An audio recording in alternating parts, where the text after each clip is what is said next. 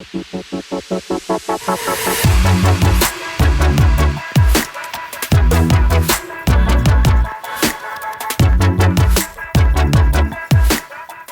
everybody, this is Tim back again with another video, and this is a topic that's been heavily requested. I've seen this come up in the comments quite a lot in a lot of different videos, so I finally figured I'd record a video about it. And it is how do you set a day rate? How do you what do you charge for client projects? How do you bid projects, etc., etc. So that's what I'm going to cover in today's video. I did briefly cover this in a video I did a year ago, which was my video Freelancing as a Visual Effects Artist, which was actually the first video where I ever talked to the camera like this. I figured it would be fun last year to start doing these videos, and now of course I'm doing more and more of these, and hopefully also they've been getting better because I'm doing it a lot more now. But in that video, I kind of try to cram everything in one video about freelancing, so it's probably not as easy to find. And I couldn't really go in depth on every specific topic. So that's what I'm going to try to do with this video, and maybe some other videos as well. If you have any questions, let me know in the comments, and maybe I'll discuss it in a future video, because I like doing these face-to-face videos. So if you have any suggestions, let me know. But yeah, in today's video, let's talk about what you should charge clients for projects. Right, so first I need to kind of point this out, because we're going to talk about day rates and finances, that I need to point out that this is not financial advice. I'm just a guy on the internet talking about my experiences of the past 6 years of working for myself as a freelance 3D artist. So just pointing that out there, because just kind of need to give that as a disclaimer, because that's what you do whenever you talk about finances on the internet. And actually, in some cases, it's not even, like some places, it's not even legal to share with other freelancers what your rate is. It's called collusion, which is pretty weird. But I understand, like, if bigger companies do that, like it's collusion. But even if you do it as a freelancer, you're technically not allowed to discuss that with other freelancers because it falls under collusion. So none of this is that, because this is just a guy on the internet telling you his experience. So anyway, with that out of the way, let's talk a little bit about day rates. So day rates will heavily depend on where you are in the world. I cannot give you a specific number, because if you are in the United States, it will be a lot different from if you are in the Netherlands, where I live, or if you live in India, or if you live in Japan, or wherever it is that you live, because the cost of living everywhere will be different. It will depend on how many artists there are in your area, and I don't know. I don't know where you live, so I cannot give you a specific answer. What I can say is that it's probably good to just talk to people in your area. Again, not. I kind of need to try that in there. Again, just talk to other artists in your area that you know freelance. Go talk to.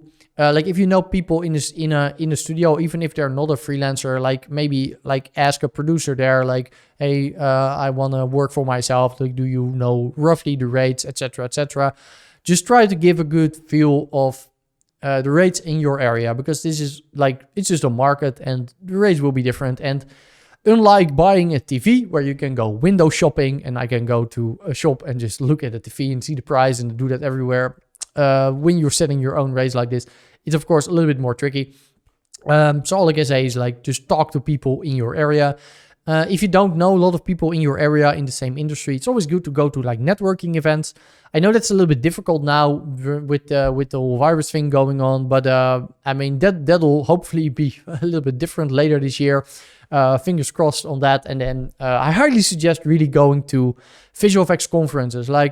When I first started working for myself, I would just go to every conference and just talk to a lot of people. And I've made so many friends and really built up my network. And it's just a lot of fun, not just for the networking aspect, but just also just making friends. And it's always a good time to be with other people that share the same interests. And I just love being around artists. So go talk to people like that and just get a feel for whatever it is. And you will quickly find that a lot of people in this industry are just really friendly and pretty open to share, and nobody really treats each other like a rival or something.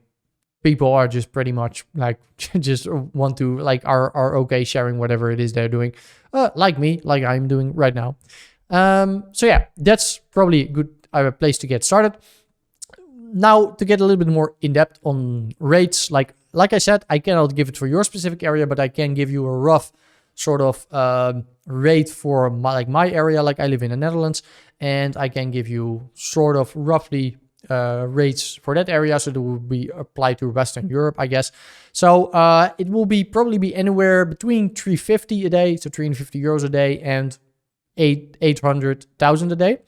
I know it's a very broad range, but like 350 a day would be you are maybe a junior to mid-level artist. Like maybe let's say you're a junior artist. You've maybe worked in a studio before this for like a year or something like that, like 2 years.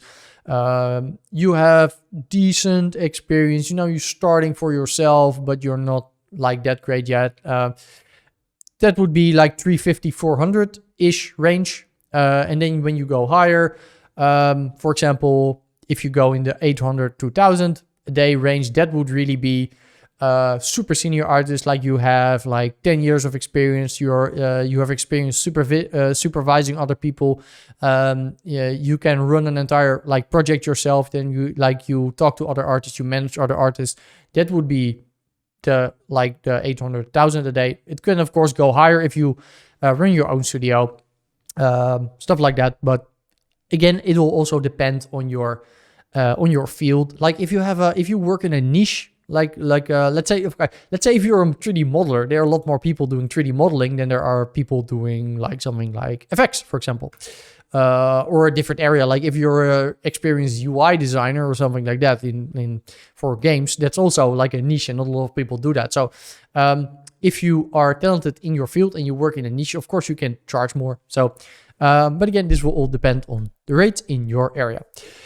There are websites dedicated to these rates, but I'm not sure how accurate all of them are. There's vfxrates.com by Alan McKay.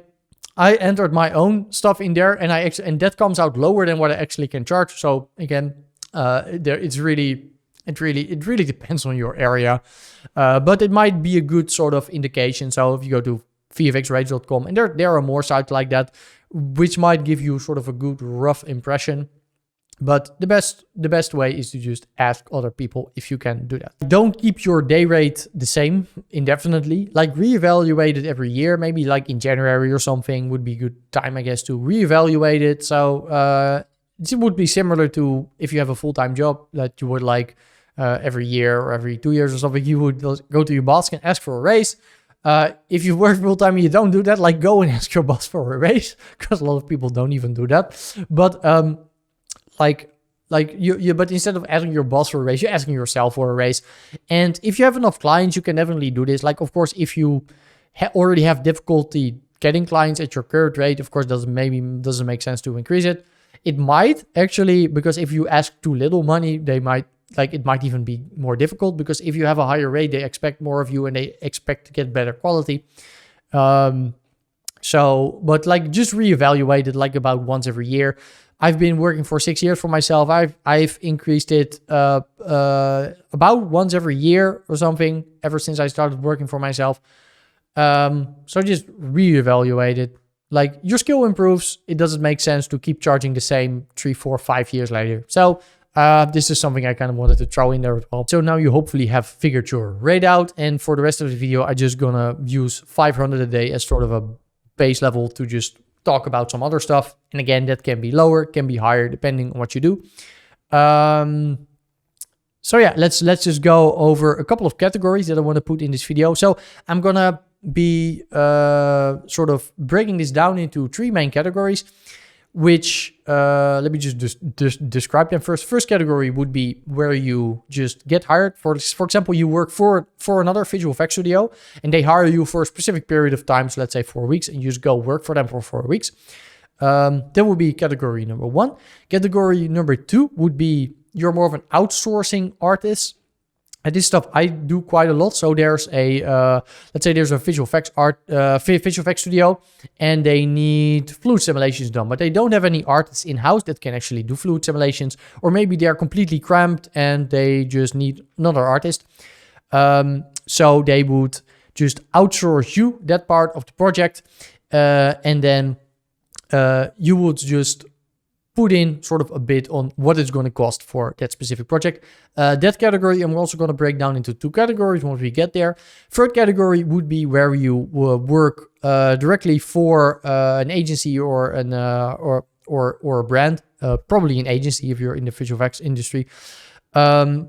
So that would be where you actually submit a bid for a project, and there's generally multiple artists or multiple studios bidding on a project, and then you will so you will involve multiple artists in that, or you could bid by yourself, but you would really just like have multiple shots, and you would break it down to multiple artists, like you would get a model or you get whatever. So it would be category number 3, and they will get increasingly more difficult to estimate.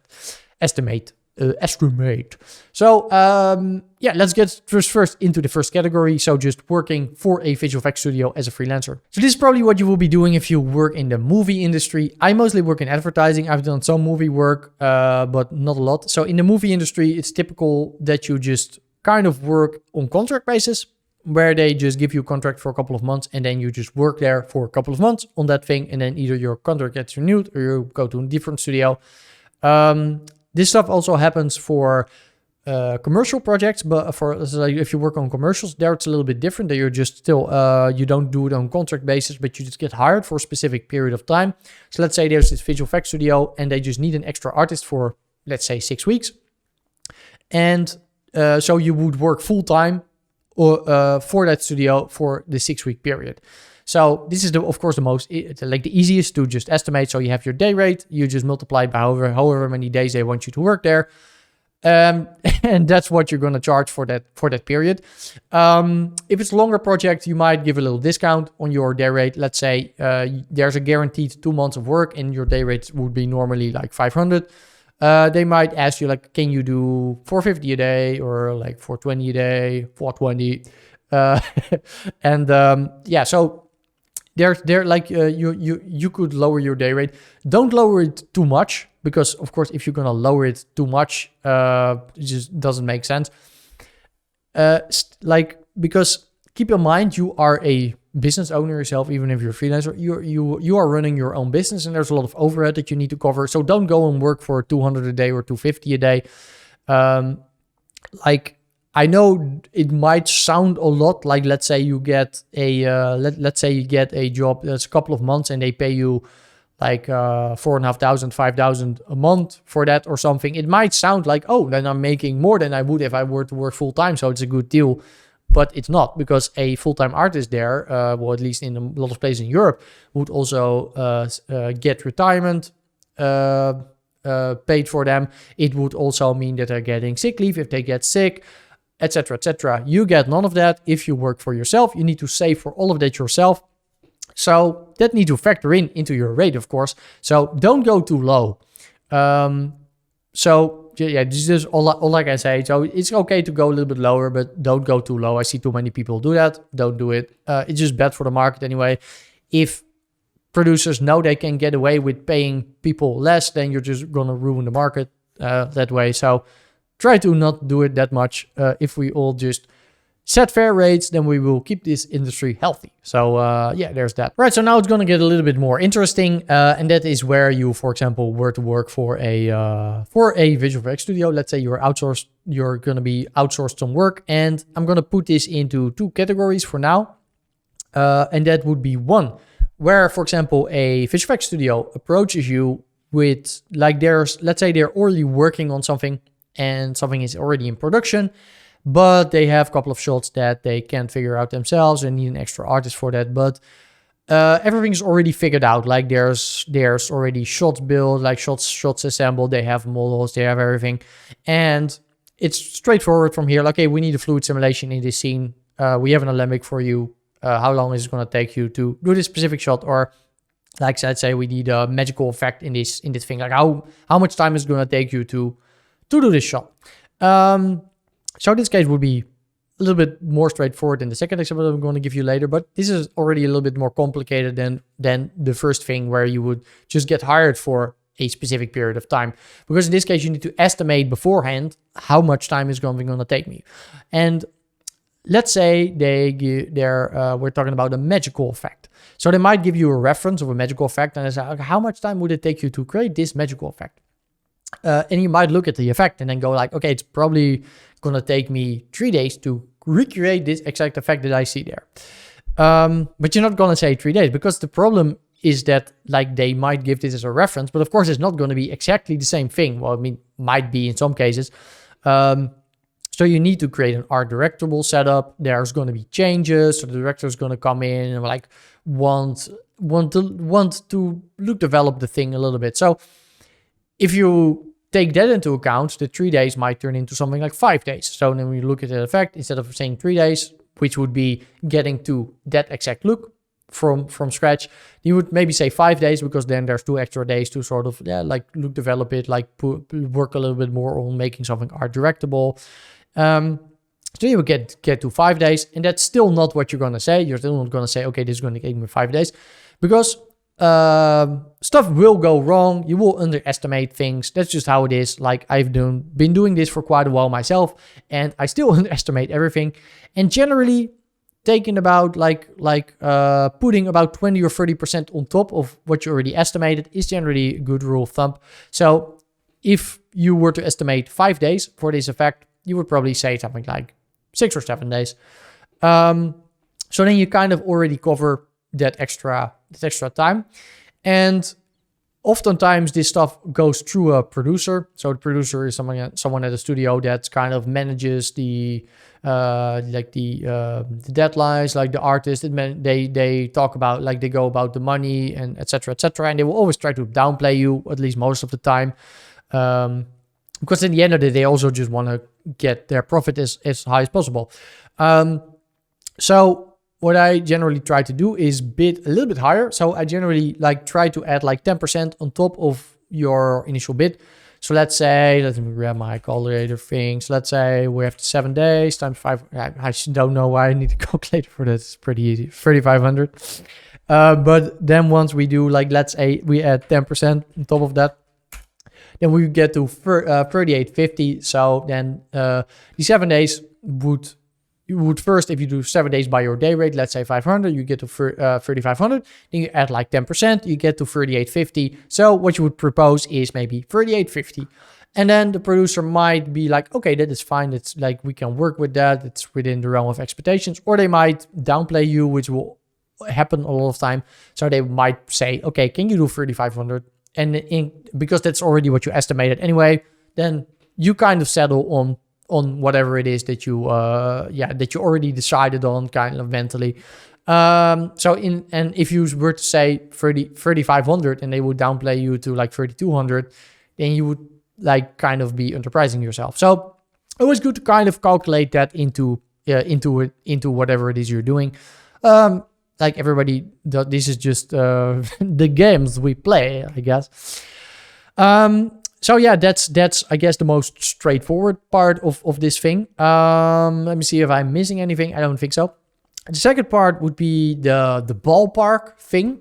So let's talk a little bit about that. So in the previous scenario, we already talked about something where there already was they were already working on a project. There was very clear what they need. They need this specific effect in this shot, and we already know exactly what we want. The second thing would be where, and this is kind of already branching out in the third category, but it's gonna be a transition category, so to say. But what this would be is the ballpark kind of. So this is oftentimes before a project goes into production. They might still not be completely sure, they haven't shot anything yet. They need to do they're maybe still figuring out, okay, what are we going to shoot practically? What are we going to do in visual effects? And your ballpark estimate might determine if they're going to do it practically, if they're going to do it in visual effects. So in this scenario, they would, for example, give you a storyboard, okay, this is roughly the idea we have. You would generally jump on a call or something, whatever, and discuss that a little bit. And then you would need to give a ballpark estimate of what you think, how much is this going to cost? And because there's so little information, of course, you cannot give a specific, like an exact number, but they might have references, like there's a storyboard of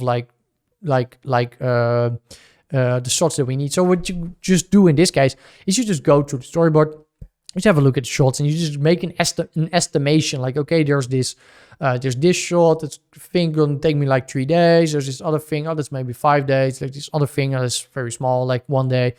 You just like add everything up. You get to some sort of like an estimation based on what you roughly think it's going to take.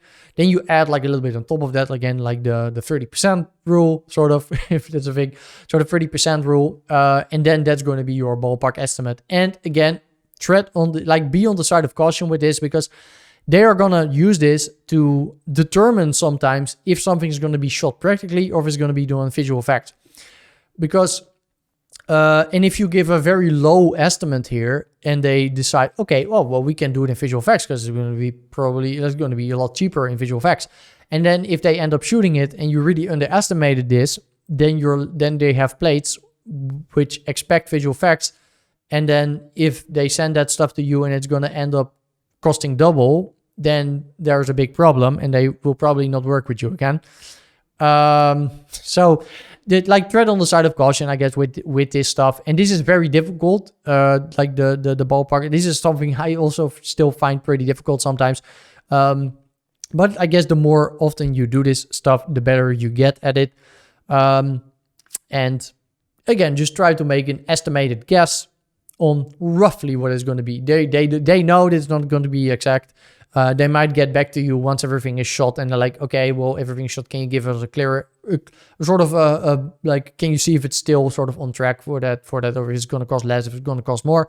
But this is just when they're proposing bids.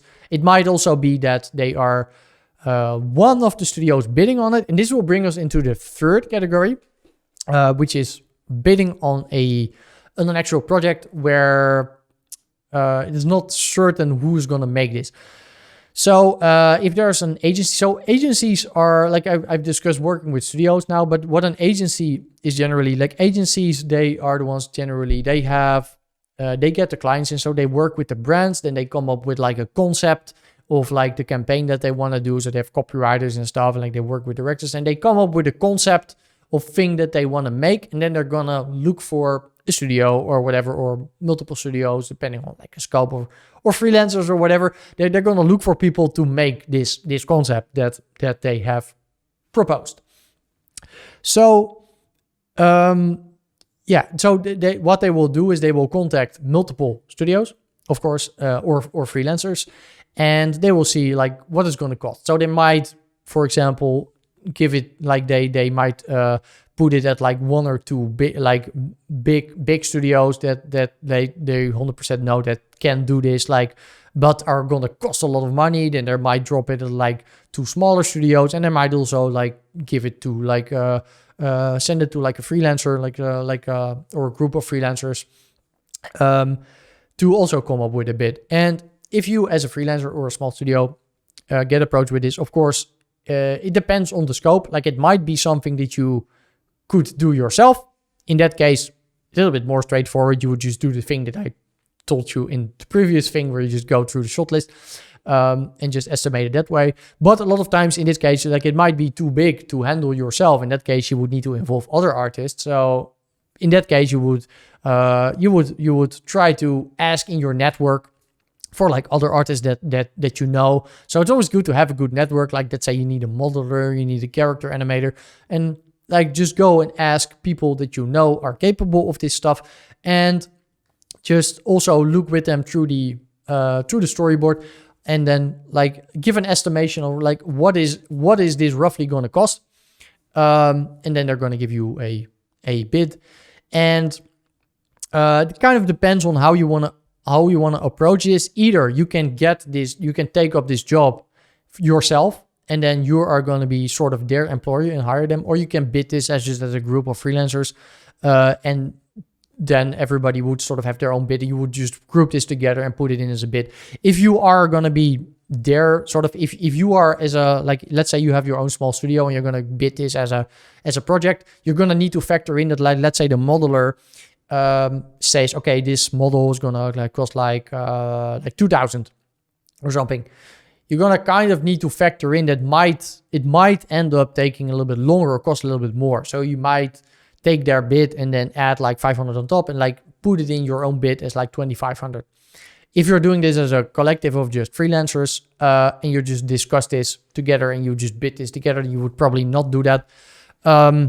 So it kind of depends, I guess, how you approach this. So it would depend on if you're a freelancer and doing this with other freelancers, or if you're a small studio. So in the small studio case, it would be good to sort of add a little bit on top of everything, and then if everything goes according to plan, you will pocket that extra yourself. Or in case if there's extra work involved and you will need to pay them another day of work, then you already got that covered from your initial sort of bid. So because you are in that case the one taking the extra risk, so you need to, that's kind of the extra thing you just calculate into it, like to cover your own risk, I guess. So anyway, you just talk to all of these artists. You come up with something. Generally, also good to like have artists just send in maybe some work that they did that's similar to whatever it is that you're gonna pitch. So let's say there's they have a specific like, let's say you hire an FX artist or whatever, and there's a growing plant or something. Like, have you done a growing plant before? Can you send me an example? Or there's this like a super cartoony character. Like, ask your modeler, like, okay, hey, have you modeled a character like this before? Can you send over examples? And you would include this all in your pitch and just send it in as examples of like, okay, this is what we've done before. And that entire thing would go to the agency. They would look at all of the pitches, and then they decide based on that, okay, are we going to reward it to this big studio, which of course is going to cost a lot more, but like with a bigger studio, of course, the benefits there's a lot of artists there, there's a lot of expertise there, it's going to be managed better because they're going to have their own project managers, etc., etc. Are we going to reward it to a group of freelancers, which is going to be cheaper, but there's of course a little bit more, just like there's with a group of freelancers, like there's no specific project manager or whatever, like everybody just does their own thing that they do good, but it's going to be cheaper, but a little bit like less security, I guess, from their viewpoint. So anyway, let's say that they rewarded to the group of freelancers, but they say like, okay, you pitched us like it's going to cost 20,000, but we only have 15,000. Can you do it for that? And then you might go back and forth like to the like, let's say, take the storyboard and like, okay, well, there's these couple of shots that are that are going to be very tricky. If we can replace those out, then we can do it for the 15,000. So you just try to come up with a solution. You talk to all of the other artists and just try to sort of just formulate a plan. You can do that. You pitch that in, then if everything is okay, that's what you're going to do. And then like if you are the one, of course, like that took up that project, you will be sort of responsible for the other artists delivering.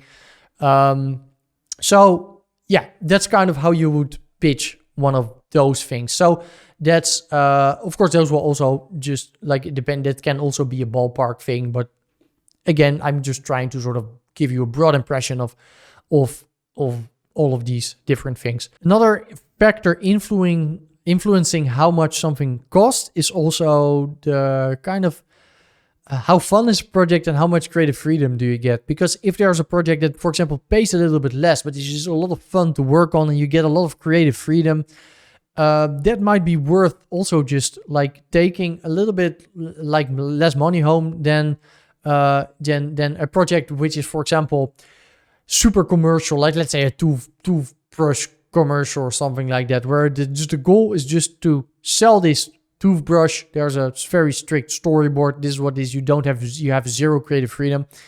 In that case, you're going to charge more because it's just like there's no creative freedom. You're just there to sell product. There's also more money going around in this very commercial project, especially if it's a very big brand. So keep that in mind. If you're working on a project that's really used for a multinational and it's used for a campaign that's going to be used worldwide, definitely take that into consideration. You can just charge more for something like that. So that also plays into it. I know it's a little bit different from just a day rate, but in that case, you would just charge more because of the fact that it's for a big client. Also, that's also a thing to consider. If you're working for a very big multinational client, there's going to be a lot more people in between every step of the process. Let's say you work for an agency. That agency worked with the regional chain of that brand, and that regional chain also then reports to the headquarters. This might be located somewhere else. In every step of the way, there are going to be people who want to piss all over it, like a dog, like showing who's boss, like marking its territory. Like everybody wants to do that. Which means a lot more feedback. So that needs to be considered whenever you are working on something like this, because there's going to be more feedback round, etc., etc. So that is something to consider. So if a project is a lot of fun, you get a lot of creative freedom to do whatever it is, it might be okay to charge a little bit less. And this is not the same as always, because this is something I see throw around a lot, and I agree that you shouldn't work for exposure.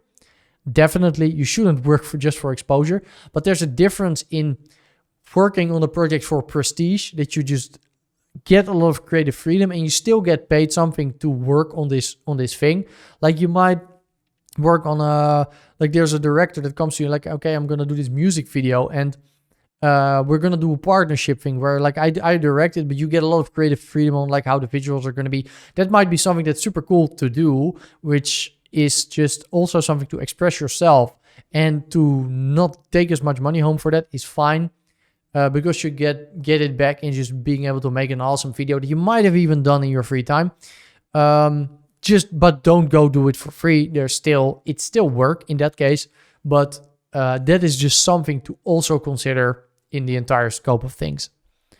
So yeah, I think that's about covers most of the stuff that I wanted to cover. It could be that I missed some topics, but I hope this was sort of informative and that this gave you a good impression of sort of roughly what you should expect. I know I can't give you a specific answer like, oh, you should charge this, you should charge that. Again, that's completely impossible, but I think this should give you a sort of something to think about whenever you're starting to work for yourself, to just keep in mind. And again, most artists, at least that's also how I started, will start with the first thing where you just work for a couple of weeks for a specific studio. Later down the line, you will start doing more of just where you actually bid on projects. You do smaller projects yourself. You run multiple projects at a time. This is generally how I see it happening when people get more experience. So because after a while, you will get better at estimating stuff, and you generally just do multiple projects at a time. And then you're kind of like, Either you grow that out into being like maybe getting away from sort of, for example, freelancing and building it into a company, or you just stay as a freelancer and then you decide you want to do other stuff. Like, for example, me, I stay as a freelancer because I also enjoy doing these tutorial type stuff. And I also I make courses and I do tutorials. So that's what I'm turning into. And I don't have any ambitions as of yet to grow this into to grow myself into a company, I guess. I mean, never say never, but I don't have those ambitions. But there's a lot of people that will progress through that point where they have been freelancing for a while and they're like, okay, now I have these people that I like working with over the years, and now I want to build a company with them. Yeah, anyway, hopefully this was informative. If you like this, leave this a thumbs up. It really helps out YouTube algorithm, gets this video recommended to more people, and then more people see it. If you didn't like it, give this a thumbs down. Still helps out the YouTube algorithm, so there for you. And if you want to see more of these videos, of course, make sure to subscribe. Hit the bell icon, then you get notified whenever I post either videos like this. I do a lot of tutorials, CG related. I make a lot of Houdini tutorials. I have a compositing course. I have a whole host of interesting things. So if you want to stay up to date with that, be sure to subscribe and hit the bell icon. Anyway, that was it for today for me. I hope you enjoyed. See you in the next one. Peace.